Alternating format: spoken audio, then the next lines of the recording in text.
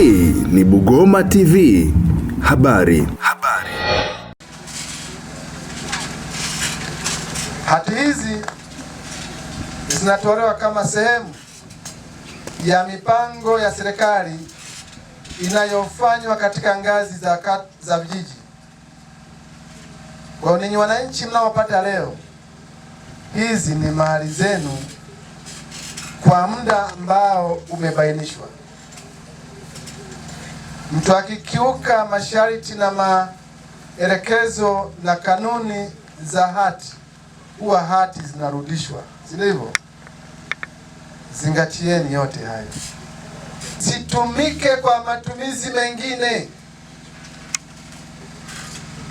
itumike kwa matumizi ambayo yamebainishwa kwenye mipango ya matumizi bora ya ardhi, na misitu hii na maeneo ya ushoroba yametengwa maalum kwa ajili ya shughuli za umma.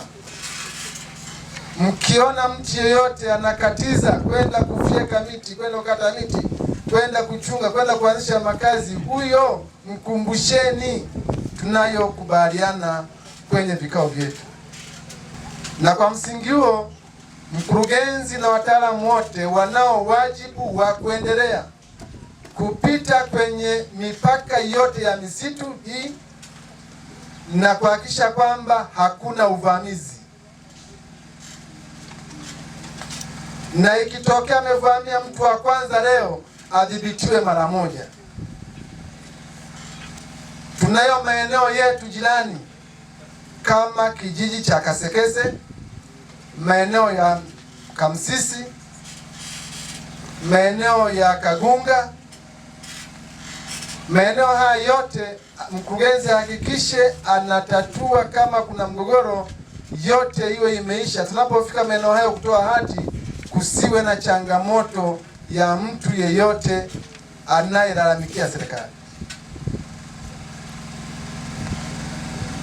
Tunatamani kuona Tanganyika yenye wananchi wanaofurahi siku zote, Tanganyika ambayo haina migogoro ya ardhi, Tanganyika ambayo wananchi wake wanatembea kifua mbele kwamba serikali yao imewafanyia uratibu na urasimishaji na upangaji ulio bora katika ardhi ambayo wamepewa bure na Mwenyezi Mungu.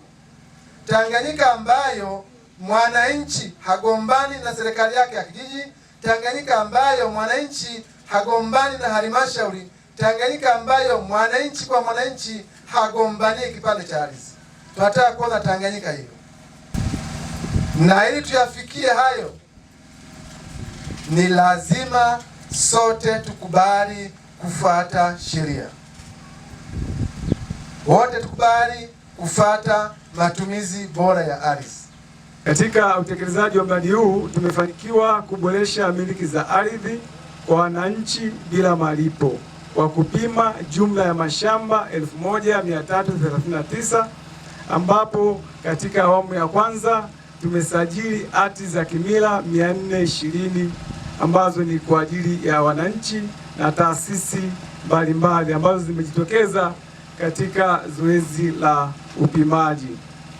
Pili, tumefanikiwa kupima viwanja na mashamba na maeneo ya taasisi, yaani idadi ya 1389 katika vijiji jirani vya Sibwesa na Ukwingu, ambapo mchakato wa kutoa na kusajili hatimiliki za kimila unaendelea. Tatu, mradi umetoa fursa sawa kwa jinsia zote kushiriki katika zoezi hili, ambapo kati ya hati zilizoandaliwa 420, hati 120 zimetolewa kwa wanawake pekee, lakini pia hati 55 za umiliki zimetolewa kwa wanandoa na kufanya jumla ya 41% ya hati miliki zimesajiliwa kwa majina ya jinsia ya kike. Pia mradi umetengeneza hati za usimamizi wa watoto pamoja na mirathi. Zoezi hili lililofanyika litakuwa tu na maana endapo sheria zile ndogo ndogo tulizoziwekea katika kutekeleza mpango bora wa matumizi ya ardhi zitasimamiwa. Bila kufanya hivyo, Mheshimiwa mgeni rasmi, zoezi hili halitakuwa na maana kwa wananchi, halitakuwa na maana kwa uhifadhi. Kwa hiyo ni ombi letu kuwa wale wote ambao wana jukumu la kusimamia zile sheria ndogo ndogo, ili mipango hiyo tuliyojiwekea iweze kuwa na maana, waweze kufanya hivyo. Zaidi ya 60% ya ardhi tulionayo katika kijiji cha Kaseganyama inatumika kwa ajili ya huduma ya makazi pamoja na kilimo. Hii ina maana gani? Ina maana kwamba Kaseganyama tunayo ardhi ya kutosha na hatuna haja ya kwenda kuvamia maeneo ambayo yamehifadhiwa. Katika kijiji cha Kaseganyama ni 18% tu ya misitu ndio imetengwa kwa ajili ya uhifadhi. Kwa hiyo naomba niwaombe wananchi wa kijiji cha Kaseganyama tuhakikishe kwamba tunatunza vizuri misitu yetu tulionayo katika kijiji hii. Tuhakikishe kwamba tunatunza vizuri ushoroba tulionao, kwa sababu kutokana na ushoroba au na misitu tulionayo katika kijiji hiki ndio maana mradi huu wa kuhifadhi ikolojia ya hifadhi ya taifa ya Katavi, Mahale na ushoroba unaounganisha hifadhi hizi mbili kwa maana ya mradi wa Kamako ulianzishwa. Na mradi huu katika wilaya yetu ya Tanganyika kikiwemo kijiji cha Kaseganyama tumetenga zaidi ya shilingi bilioni 2 katika kusaidia shughuli za maendeleo.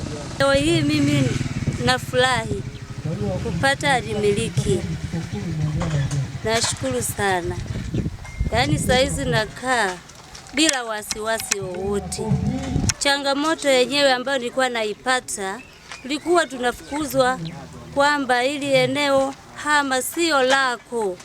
Na mimi nasema hivi, hili ni langu, nimenunua, nimeweka mpaka. Toka hapo kwa leo nina uhalali wa kupata haki yangu bila shaka. Hii ni Bugoma TV habari.